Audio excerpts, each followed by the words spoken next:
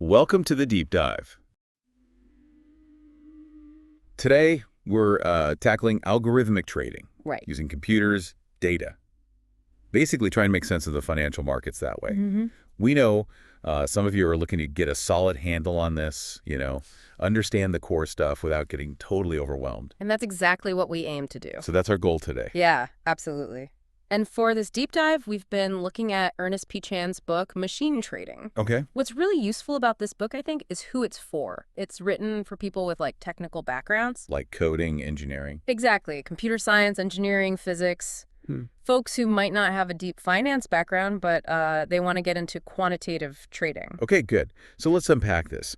Our mission today, really, is to pull out the most important ideas from machine trading for you. Kind of a shortcut. Yeah, a shortcut to the essentials of these automated systems. Where does the data come from? How do they decide what to trade? How do they handle risk? We'll guide you through the key bits. Let's do it. Where do we start? Well, let's start with the basic building blocks. Chan calls it the algorithmic trading ecosystem. All right. She's got this diagram, figure 1.1, that lays it all out. You've got your historical market data, Right. The past prices. the record of what happened. Yeah. Then there's the live market data, what's happening right now, Streaming in. streaming in, and that feeds into the computer programs, the algorithms themselves. The brains of the operation. Right. And these programs spit out backtest results. So seeing how the idea would have done historically. Exactly. Testing it on the past data. Okay, that makes sense. And if the backtest looks good, Then the program can actually send orders. It uses something called a broker API. API. Yeah. Application Programming Interface. Like a messenger. Yeah, basically a way for the program to talk to the broker system. The order goes to the broker server, And then you wait. and then you get updates back. Order status tells you if it got filled, how it got filled. It's a whole loop. A whole automated loop. But- Driven by code and data. And beta is. Well, it's absolutely central. Good data is everything. Right. So where do you get this historical data?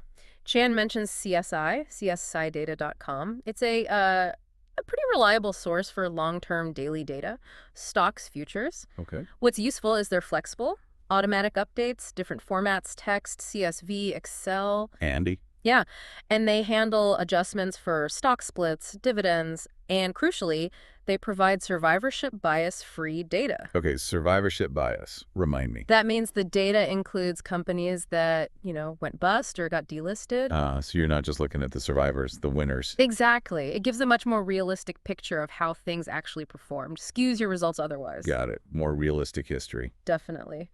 And for futures data, CSI offers both the original contract prices and these things called continuous contracts. Is there a preference? Well, Chan notes that a lot of professional futures traders actually prefer the original contract prices for backtesting. Because continuous contracts, the way they kind of stitch old contracts together with new ones, sometimes it can introduce errors or look-ahead bias. It might not reflect what you could have actually traded. Okay, subtle but important for accuracy. What about, the really serious researchers or academics?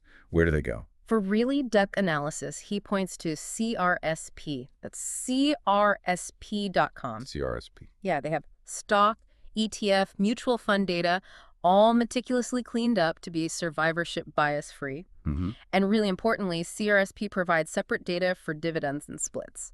Lets you be super precise in backtests.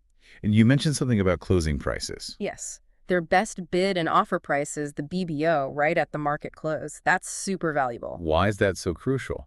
Why not just the standard closing price? Because the standard consolidated closing price you see everywhere, it might not be a price you could have actually traded at that exact moment. Ah, okay. It could be from a small trade somewhere else. Right. It can sometimes make your backtest results look artificially good. CRSP's closing BBO gives you a much better sense of the actual tradable prices at the end of the day. More realistic again. Definitely. And for academics maybe looking for a slightly lower cost option, there's wrds.web.wharton.upenn.edu. It bundles a lot of these high-quality databases together. Okay. And what about the really fast stuff? The data from during the trading day, tick by tick. Yeah, intraday data. We'll get more into that when we cover Chapter 6. But Chan quickly lists some vendors like tickdata.com, nanex.net, CQG, QuantGo, Qbot. Lots of options. Or even getting data directly from the exchanges themselves. Wow. Okay. Mm-hmm. But getting all this, it sounds like it could be expensive and time-consuming. It absolutely can be. It's a real hurdle sometimes, but companies like Quandl and QuantGo have popped up to sort of consolidate data from different places, make it easier to access. Another route is using a trading platform that already includes data access, although you might still pay extra for certain feeds. Quantopian.com is a good example. He mentions they offer free U.S. stock data, minute bars, fundamentals, news. Free is good. Free is always good. And they apparently have plans to add futures data, too. All right, so data's sorted, more or less. What about the software, the platforms to actually build and run these algorithms? Chen gives MATLAB a good mention here. MATLAB, yeah, I know that one from engineering. Right. He highlights its a pretty comprehensive environment, user-friendly interface for writing code, testing, and it has loads of toolboxes for almost any math or computation you can think of. No boxes. Yeah, specialized add-ons, like the trading toolbox, which lets MATLAB connect directly to many brokers. Oh, neat for live data and sending orders. Exactly. Market data, order submission, getting status updates back. The whole loop. But MATLAB costs money, right? And Yeah. maybe those toolboxes too. It does, but what if you don't want to shell out for the trading toolbox specifically? There are third-party options. Chan mentions things like Quant2Ub, IB MATLAB, and there's even a free API from someone called Jev Kuznetsov. These let MATLAB talk to interactive brokers specifically. Good to know there are alternatives. And MATLAB is generally known for being pretty fast. The home license isn't outrageously expensive, and he recommends looking at the statistics and machine learning, econometrics, and financial instruments toolboxes. They seem particularly relevant. Okay. But what about free open source options? The main contenders are R and Python. R, right. Popular in academia. Very popular. It's similar to MATLAB in that it's designed for array processing, number crunching, and it has a huge ecosystem of specialized packages. Many are super advanced because researchers use R so much. Is it easy to use? There's RStudio, which is a graphical interface. Chan finds it maybe a bit less intuitive for debugging compared to MATLAB, but it's widely used. R can also be a bit slower than MATLAB or Python. Slow. Generally, yeah. And you can't easily compile it down to faster C or C++ code, though there are ways around that, like using RCPP to call C++ functions. Okay. And connecting to brokers. There's a package called iBroker for connecting R to interactive brokers. And Python, the other big open source player. Yeah, Python. Yep. Also free, also open source, super flexible, massive community, tons of libraries for finance, data science, everything. We'll see it pop up again with the all-in-one platforms. Oh, okay. Speaking of those, what about platforms that try to bundle everything together? Data, backtesting, execution. Yeah, there are quite a few now aiming to simplify the whole process. Chan lists a bunch. Quantopian, QuantConnect, NinjaTrader, MarketCetera, AlgoTrader, OpenQuant, Deltix, QuantHouse. Wow, that's a list. It is. They usually provide integrated data or tools to get it. They support common languages like Python or Java, and they connect to popular brokers, especially for U.S. stocks. Are they all expensive? The cost varies wildly. Some, like Quantopian, have free tiers. Others, like QuantHouse, are really aimed at institutional clients and priced accordingly. Okay. So you got your data, your software. Now you need a broker to actually place the trades. What should you look for? Several key things. Commissions, surprisingly, are often less of a deciding factor these days. They're generally pretty low across the board. Okay, so what is important? Understanding how they make money, like payment for order flow. Payment for order flow. Some stockbrokers send your order to a specific market maker, and that market maker pays the broker a tiny rebate for sending the order their way. Brokers have to disclose if they do this. Can you avoid that? Yeah, if you'd rather try and capture that rebate yourself, you can use brokers offering direct market access. Interactive brokers, Lime Brokerage, are examples. They let your order go straight to the exchange. Interesting. What about for currency trading? FX brokers. Their models can be a bit different. Some might widen the bid offer, spread the difference between the buy and sell price instead of charging a direct commission. Making it harder to compare costs. Exactly. Chan suggests it might be simpler to focus on FX brokers who charge a clear commission per trade. It's just more transparent. Financial stability of the broker seems like a huge one, especially after what happened with MF Global and PFG Best. Absolutely critical. For U.S. stock accounts, you have SIPC insurance, which offers some protection if the brokerage fails. But not for everything. Right. That insurance doesn't cover commodities futures accounts. Big difference. So futures traders are more exposed. Potentially, yes. Chan points out, though, that if your broker handles both stocks and futures, they're called an FCM, Futures Commission Merchant, they might offer a cash sweep service. Sweep service. Yeah, automatically moving excess cash from your uninsured futures account into your insured securities account overnight. Interactive Brokers does this, for example, adds a layer of safety. Good tip. And for currency trading, there was that other risk, Herstat risk. Ah, yes, Herstat risk, or settlement risk. This is a cute Claim argument. that again. It's the risk that you send your euros, say, to the other party in a trade, but they go bankrupt before they send you your US dollars back. Ouch. Yeah. Named after Bankhouse Herstat, which failed back in '74, causing exactly this problem. Big mess. Is this still a major concern? Much less so now, thankfully. Yeah. Since 2002, we've had the CLS Bank. CLS Bank. Continuous linked settlement. It's owned by major global banks regulated by the Fed. It acts like a central clearinghouse for 18 major currencies. How does it help? It ensures both sides of the currency transaction settle simultaneously. Like when you buy stock, the cash and shares swap at the same time. CLS does that for currencies, massively reducing that settlement risk. Their website lists the currencies covered. Okay, that's a big relief for FX traders. So you've got your strategy, data, platform, broker. How do you actually know if your strategy is any good? Performance metrics. Absolutely vital. Chan highlights the Kalmar ratio. Kalmar ratio. It's your strategy's compound annual growth rate divided by its maximum drawdown, the biggest peak to trough drop in value it experienced. So return versus the worst pain. Pretty much. It measures risk-adjusted return. He suggests looking at it over at least 3 years, and ideally you want a Kalmar ratio of 1 or higher. Means your annual return is at least as big as your worst drop. Makes sense. And what if you have multiple strategies? Or trade lots of different things? How do you allocate your money? Portfolio optimization. That's a huge topic in itself. Deciding how much capital to put into each strategy or instrument is often just as important as how good each individual strategy is. Right. There's a lot of academic research on this. Chan notes that often trying to maximize another common metric, the Sharpe ratio, ends up being equivalent to maximizing the long-term expected growth rate of your whole portfolio. Okay. He doesn't dive deep into the math in the main text, but he points to box 1.3 and a blog post on his website for people who want the mathematical details on how to actually calculate the optimal allocation analytically. Got it. So that's a really solid overview of the whole ecosystem, the essential pieces you need. Where do we go from here? Well, now that we have the foundations, let's get into the core of building the strategies themselves. Chapter 2 is all about factor models. Factor models. Yeah. Okay. What's the big idea here? What are factors? Think of factors as, well, underlying drivers of asset returns. Factor models try to explain and maybe predict how assets will perform based on these drivers. Okay. Chan starts by drawing a really important distinction between alpha and factor risk. Alpha versus factor risk. Right. Alpha is the bit of your return that isn't explained by these known factors, these common risks. It's like finding a truly unique edge, almost risk-free money. Super rare, usually doesn't last. The holy grail everyone's chasing. Exactly. And because it's so desirable, it gets competed away quickly. Factor risk, on the other hand, that's the risk you take on from being exposed to broad market movements or themes. Like the whole stock market going up or down. Yeah, that's market risk, a classic factor. Or the risk of value stocks versus growth stocks. You can't really diversify factor risk away, but the market often compensates you for taking it on.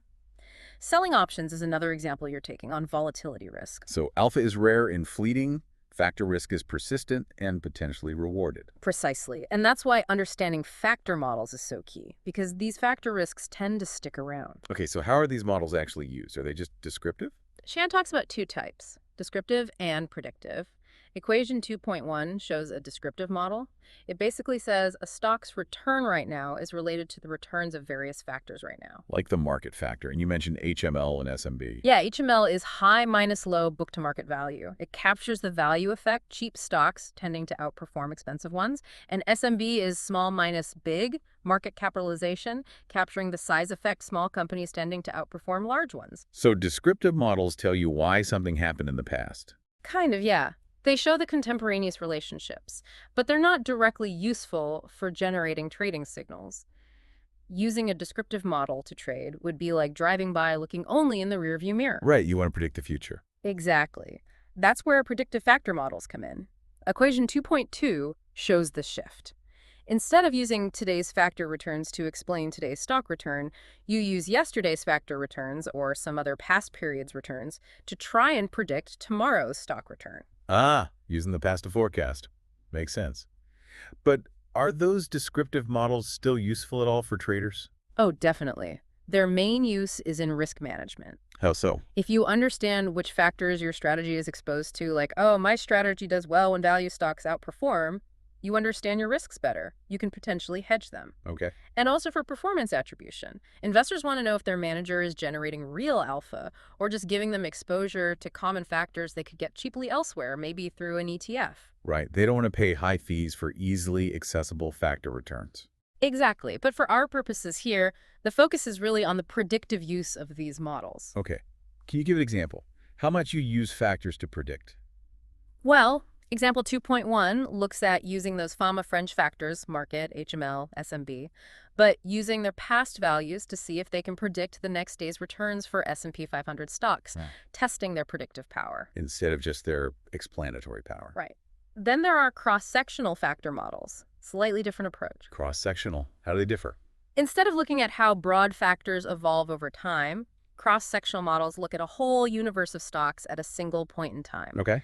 And they use specific characteristics of those stocks, things like their financial ratios, to predict which ones are likely to perform better than others in the near future. So company-specific stuff. Exactly. Table 2.1 lists examples: current ratio, debt to equity, price to book, return on equity, ROE.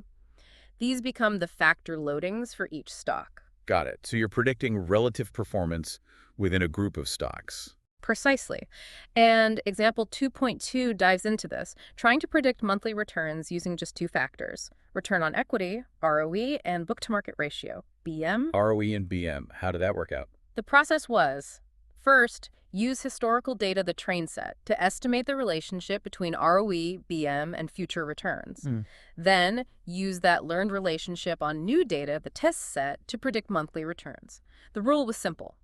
If predicted return is positive, buy the stock. If negative, short it. And the results? The results shown in the book looked pretty good, actually. An average annual return of 9.3%, and a Sharpe ratio of 1 on the test data. Wow, that's pretty impressive for a relatively simple two-factor model. It is, though always remember, back-tested results aren't guaranteed future returns. But the book does mention research suggesting ROE in particular might be a decent predictor. Really? Yeah, in fact, in this specific example, a model using only ROE apparently did even better out of sample, like 20.2% average annual return, Sharpe of 1.3. Figure 2.2 shows the equity curves. Interesting. How exactly were ROE and BM calculated in that example? Anything tricky? ROE was basically the latest quarterly earnings per share divided by the previous quarter's book value per share, plus 1.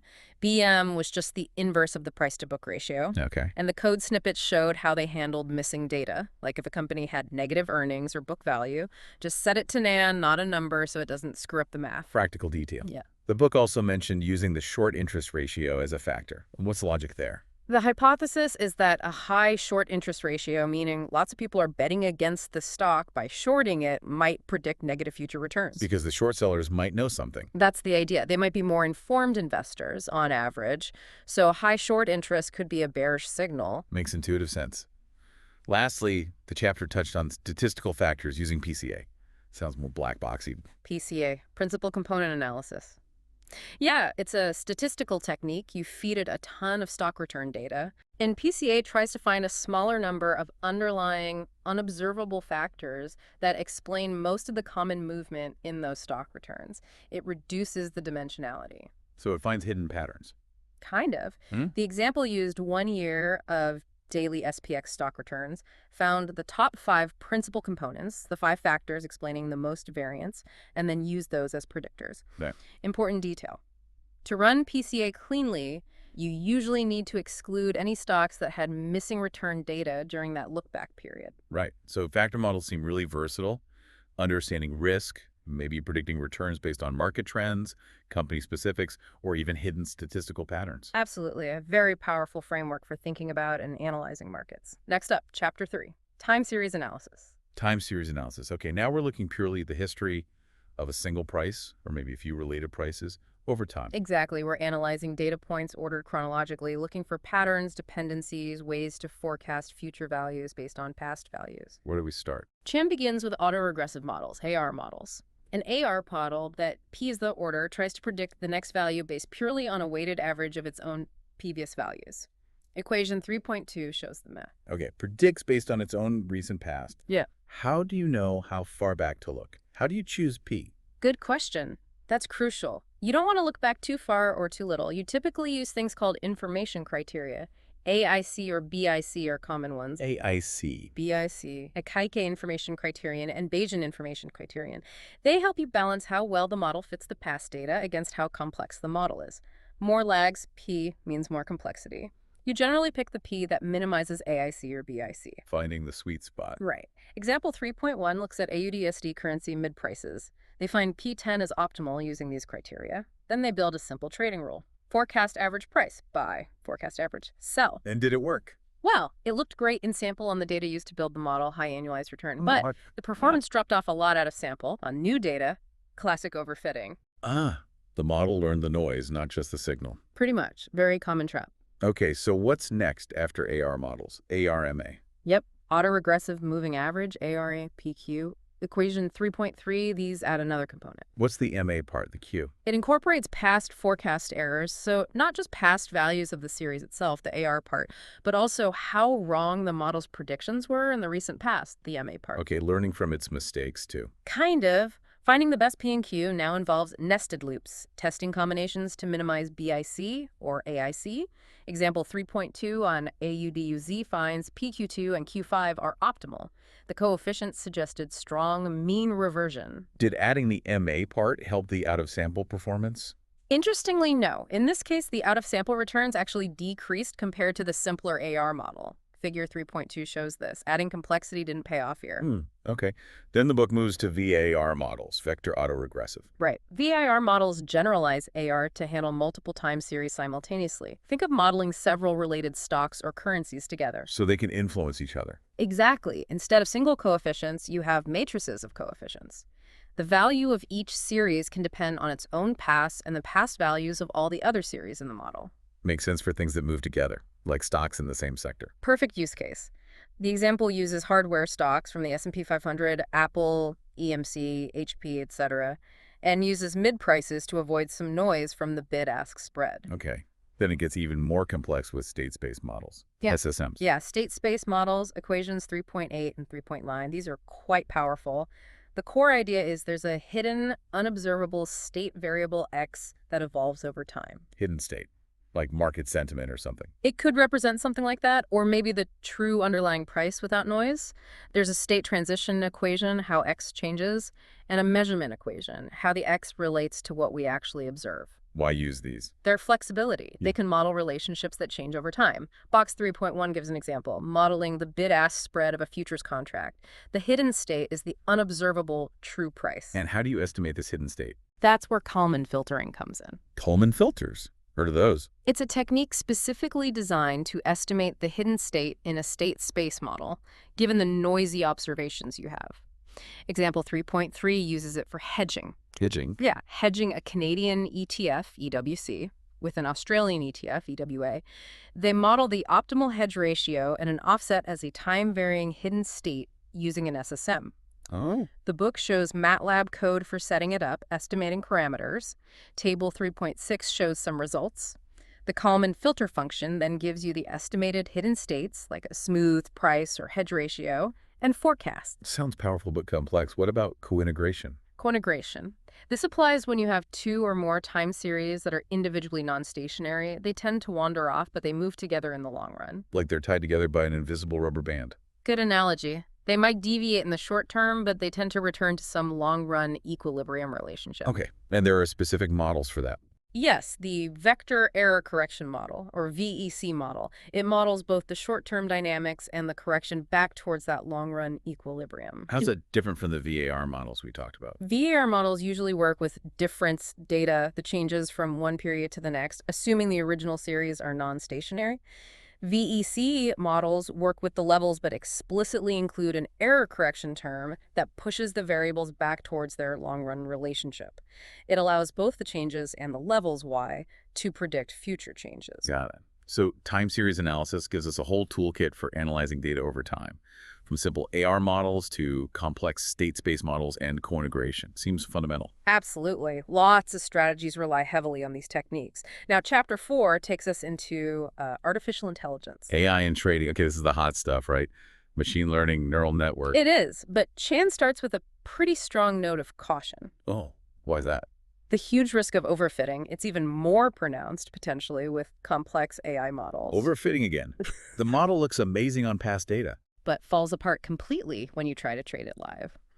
He points out that even human design models can fail, of course, but with AI, it can be really hard to understand why it stopped working. It can be a black box. That lack of interpretability is a challenge. But AI has advanced a lot recently. Massively. Chan mentions the resurgence since around 2006, especially with neural networks. Tech giants like Google and Facebook are heavily invested. And there are techniques now to mitigate overfitting, though not eliminate it entirely. Okay. He even shares an anecdote about Renaissance technologies apparently having a profitable strategy with no discernible financial logic, suggesting AI can sometimes find patterns humans miss. Wow. So when is AI most useful in a trading context? Chan suggests it's particularly handy when you have a whole bunch of potential predictors, indicators, fundamental data points, and you don't really have a strong intuition about how they might interact or which ones are important. So you let the machine sift through it. Yeah, let the AI try to find hidden patterns or relationships in that complex data soup. Yeah. It might even help you build intuition eventually.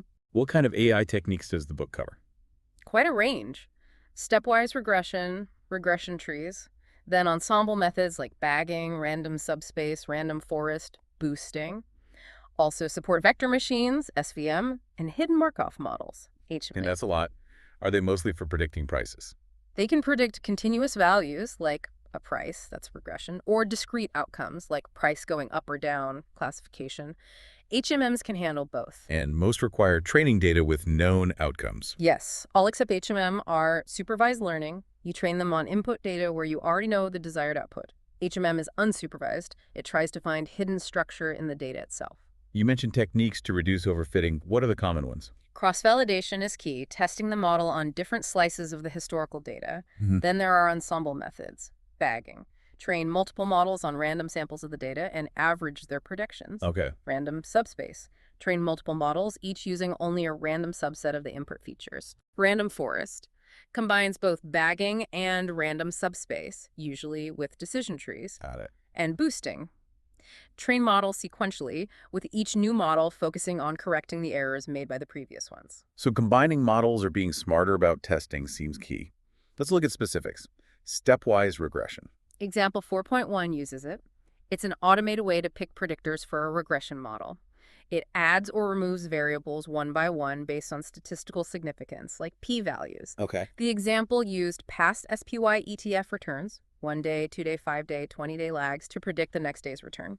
Used MATLAB's FIDM function. What kind of rule did it find? Interestingly, it derived a mean reverting rule. Buy if recent returns were negative, sell if positive, and it actually performed decently both in sample and out of sample. Figure 4.1 shows the equity curve. Okay. What about regression trees? Different approach. Very different, not linear. Trees build a set of hierarchical rules, like a flowchart. At each step, it splits the data based on some condition on a predictor. Example is ROE 10%, to best separate the outcomes. Trying to create peer groups at the end. Yeah, minimizing the variance within each leaf node. The example used fit tree in MATLAB on the same SPY data. It also found mean reverting rules based on the paths down the tree. How did it perform compared to stepwise regression? Not as well, actually, especially in the second half of the test set, figure 4.3. More prone to overfitting, perhaps. Bagging, random subspace, random forest. These are the ensemble methods you mentioned. Exactly. Ways to combine multiple models, usually trees, to get a more robust prediction and fight overfitting. Bagging samples the data, random subspace samples the predictors, random forest does both. And boosting, focusing on errors. Right. Iterative. Each new tree tries harder on the data points the previous trees got wrong. LS-Boost is a specific algorithm mentioned for regression trees. Okay. Support vector machines, SVMs. What are they typically used for? Primarily classification. Think, will the price go up, class 1, or down, class 2? SVM tries to find the best line or boundary hyperplane to separate the classes. Finding the optimal dividing line. Yeah, maximizing the margin, the space between the classes, while allowing for some misclassifications. The example used FiscoVM and MATLAB for the SPY up-down prediction. How did SVM do? Surprisingly well on the test set, better than the classification tree, figure 4.9. Maybe because the basic linear SVM is simpler, less prone to overfitting the training data, it actually did worse on the training data itself. Interesting trade-off. It mentioned kernels. Yeah, briefly. Kernels are tricks to let SVM find nonlinear boundaries by mapping the data to higher dimensions. More complex, more risk of overfitting again. Hidden Markov models HMMs. Back to hidden states. Yep. HMMs assume there are underlying unobservable market regimes or states like bull-bear, high-low vol. The probability of seeing an up day or down day depends on which hidden state you're currently in. So market behavior isn't constant. Right, that's the core assumption. States change, and so do the probabilities. HMMs are more complex time series models, more parameters, more risk of data snooping. How do you estimate them? Unsupervised learning. Algorithms like expectation maximization, EM. MATLAB has MinTrain, but Chan notes it can be tricky, sometimes gives bad solutions. He mentions using the BayesNet toolbox, too. And the trading strategy. A simple one. Based on the predicted probability of being in an up state tomorrow versus a down state. Decent in-sample, but poor out-of-sample results in the example. Okay. Neural networks get a mention, too. The brain-inspired ones. Right. Basically complex, flexible function approximators, layers of interconnected morons. Training involves finding the connection weights that minimize prediction errors. Big risk of overfitting here, too. Huge, especially with many layers or neurons. The book suggests using a validation set to pick the best network structure and averaging predictions from multiple networks like bagging to improve robustness. How did they do on the SPY prediction? The results, tables 4.1, 4.2, generally show that more complex networks improve training set performance, but hurt or destabilize test set performance. Suggests maybe a very simple network was best for this problem to avoid overfitting. Interesting. You briefly mentioned deep learning. Yeah, networks with many layers, but maybe fewer nodes per layer, might be good for very high-dimensional data. Lots of predictors, lots of samples, which isn't always the case in finance unless you're using, like, detailed order book data or unstructured text data. Finally, the chapter applied AI to stock selection. Yes, two examples. Example 4.4 use cross-validated regression trees to predict next quarter stock returns using those fundamental factors from table 2.1. Okay. Example 4.5 use stepwise regression for the same task, selecting the most significant fundamental predictors like current ratio, EBITDA margin. An important practical point, MATLAB's stepwise ZOM automatically handles missing fundamental data, NANDs, which is common. Right, so AI offers a lot of tools, but the overfitting demon looms large. Rigorous testing is paramount. Absolutely. Add a sample, walk forward testing, essential. Now, chapter 5 moves into option strategies. Options, okay, a different beast entirely. Trading derivatives. Right. Options let you make direct bets on volatility. But a single option contract is usually also exposed to the underlying asset's price movement, delta. And time decay, Seder. Yep. Time decay theta works against option buyers.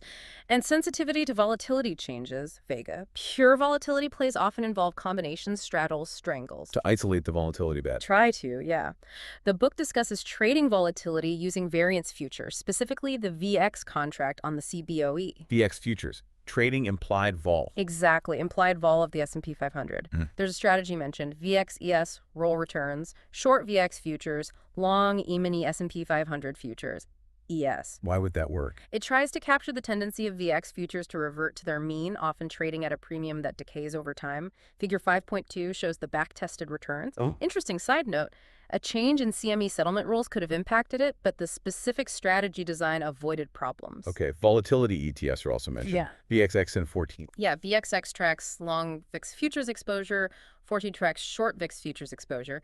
Though 40 was terminated, similar inverse products exist. They move inversely. Can you trade them? Yes, the book describes using a Kalman filter again. State space models strike back. Yeah. To dynamically hedge a long 40 position or similar inverse product with SPY, the S&P 500 ETF, trying to create a delta-neutral portfolio, isolating the volatility exposure. Figure 5.4 shows the equity curve. Predicting volatility itself seems key for options. The book mentions JRCH models. Generalized autoregressive conditional heteroscedasticity, GRCH. Yeah, it's a standard model for forecasting volatility. Equation 5.1 shows it. How did it work? It models tomorrow's predicted variance based on today's predicted variance and yesterday's squared return, the volatility shock. Yeah. Example 5.2 applies GRCH to SPY returns. And here's the interesting bit.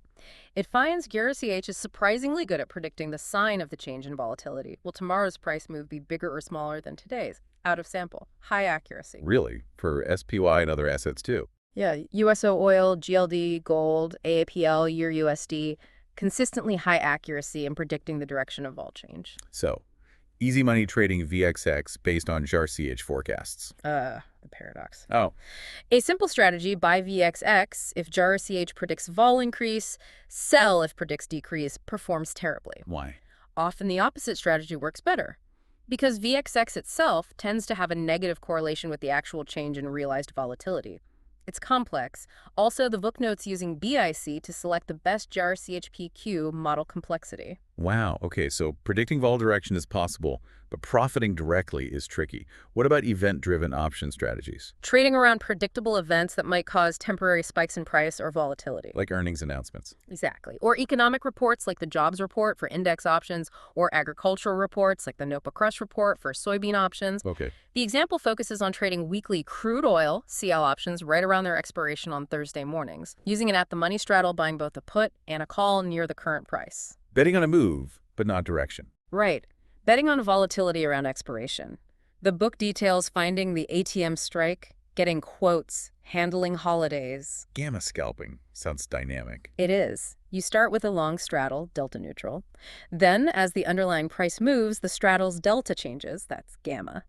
You actively trade the underlying asset against the changing delta to lock in small profits. So you trade the underlying frequently. Yeah, re-hedging to stay delta neutral. Profit comes from the underlying price bouncing around past dependent. Unlike naked short options, the straddle limits your risk somewhat. But if the price doesn't move or vol drops, time decay eats away at the straddle value. Tricky. Dispersion trading. Sounds complex. Betting on the difference between index implied volatility, like SPX, and the average implied volatility of its component stocks. So index vol versus stock vol. Yeah. A typical trade might be short index options, long options on individual stocks, or vice versa, trying to be delta and vega neutral overall. The example uses options on the top 50 liquid SPX stocks. And cross-sectional mean reversion of implied vol. Simpler concept. Within the same option expiry, find options with unusually high implied vol, maybe sell those, and options with unusually low implied vol, maybe buy those. Betting the implied vols will converge. So lots of ways to trade options, often involving selling volatility or complex hedges rather than simple buying. That's a good summary. Pure directional option buying is tough due to theta decay. Many strategies profit from volatility, premium decay, or relative value plays. Now, Chapter 6 gets into the nitty-gritty. Intraday trading and market microstructure. Intraday and microstructure. Okay, this is where speed and tiny details really matter, right? The plumbing of the market. Exactly. The chapter focuses mainly on the U.S. stock market because its structure is particularly complex, but it touches on futures and FX too. The absolute key concept here is reducing latency. Latency delays. Right. 3 types matter: order submission latency, order status latency, and market data latency. Order submission, getting your order to the exchange fast. Precisely. Goal is minimum time to the matching engine. Collocation is one-way renting server space right next to the exchange's computers. Even retail traders can do that. Yep. Places like Equinix NY4 near Interactive Brokers systems. Speedy trading servers is mentioned as a cheaper option. This gets you into sub-millisecond territory. Wow. Now, beating your broker's routing speed from there to the actual exchange, that takes serious money. Microwave towers, lasers, direct sponsored access, big league stuff. Okay. Order status latency is just getting confirmations back quickly. Yeah, knowing if you got filled, canceled, etc. ASCP. Crucial for managing positions in real time. And market data latency, getting the price updates fast. Critical. But surprisingly, Chan notes many brokers don't prioritize ultra-low latency data feeds. ID gives stock snapshots every 250 meters, though options and FX are faster. So where do the speed demons get their data? Specialized providers, S&P Capital, IQ Quant House, SR Labs, Thomson Reuters, but they're expensive.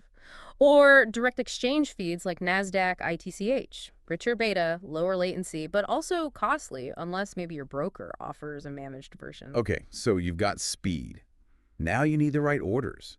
Order types and routing matter a lot in U.S. stocks. Hugely. You need orders that match your strategy's goal. Are you trying to capture tiny spreads, liquidity providing mean reversion, or jump on a trend, liquidity taking momentum? Limit versus market orders is the basic distinction. Yeah. Limit order guarantees price, not execution. Market order guarantees execution, usually fast, not price. And those other acronyms, IOC, FOK. Immediate or cancel, IOC. Fill what you can right now, cancel the rest. Fill or kill, FOK. Fill the entire order right now or cancel the whole thing. Useful for specific situations. What about hidden orders? Trading anonymously. Kind of. Non-displayed limit orders. Don't show up on the public book. Good for large orders. Avoids tipping your hand. Might get a better price. Maybe even earn liquidity rebates. Hide and light orders. That sounds sneaky. Huh? Maybe. Used on NYSE Arca. You display at a worse price, but have a hidden, better working price. If the market, NBBO, moves favorably, your displayed price adjusts automatically, potentially capturing a spread or rebate. The book has an example. Okay. Intermarket sweep orders, ISOs. When are they used? When your order is bigger than the quantity available at the best price on one exchange, the NBBO, an ISO lets you sweep through multiple price levels on that one exchange to fill your order quickly. Instead of waiting for it to be routed elsewhere. Exactly. It signals you're simultaneously hitting other exchanges to get the best prices across the whole market now. Helps grab liquidity fast and reduces front-running risk on large market orders. Dark pools also get mentioned. Trading off exchange, pros and cons. Pros: anonymity, potentially lower fees, less market impact for big trades. Cons: big one is adverse selection risk again. Are you trading against someone who knows more? Also, issues around the NBBO mid-price. Also, The official NBBO updates via the slower SIP feed.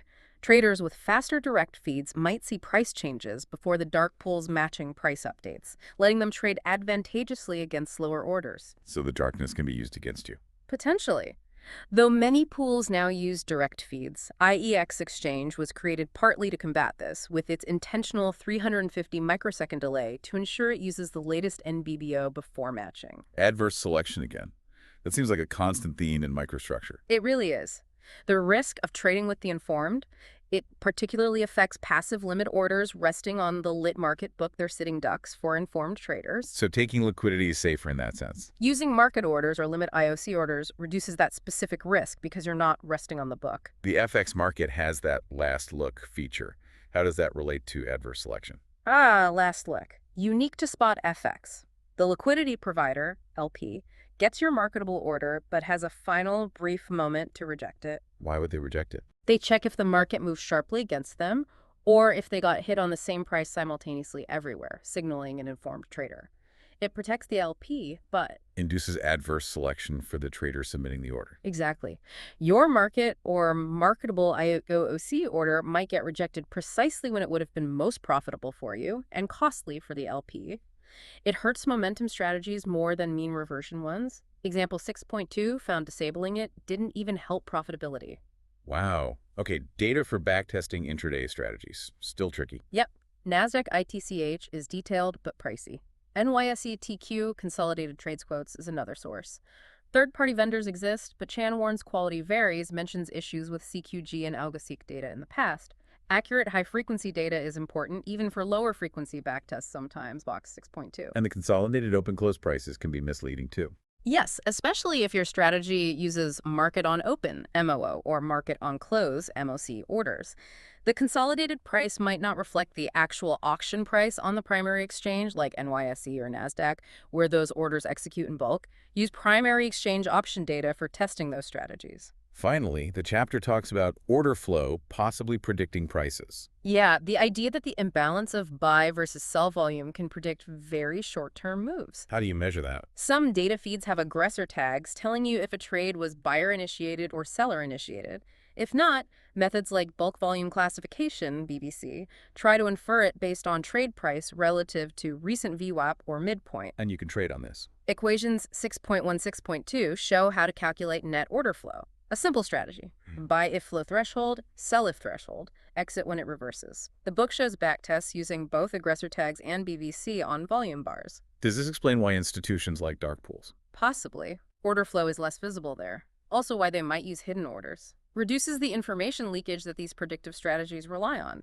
So much detail in how the markets actually work second by second really highlights the arms race in speed and information. It's a fascinating and complex area. Now, Chapter 7 shifts gears to a newer asset class, Bitcoins. Bitcoin and crypto, applying these algo trading ideas there. Exactly. Chan acknowledges the growing interest. High volatility compared to fiat currencies, trades 24/7. BTC USD is the focus, being the most liquid pair, kind of a proxy. Data sources are mentioned, ETFs, broker feeds, crypto exchanges like Bitstamp. Are there unique risks in crypto trading besides the volatility? Oh, yes. A big one mentioned is counterparty risk with the exchanges themselves. Credit risk. Exchanges failing. Yeah. Chan cites a 2014 study suggesting a high failure rate back then due to hacks, thefts, like 45% failure rate. Investors just lost their coins, a risk less common in traditional regulated markets. Ouch. Okay. Did the book apply standard techniques like time series models to Bitcoin? It did. They ran an ARP model on 1-minute BTC, USD mid prices, found P16, strong mean reversion, did an ADF stationarity test.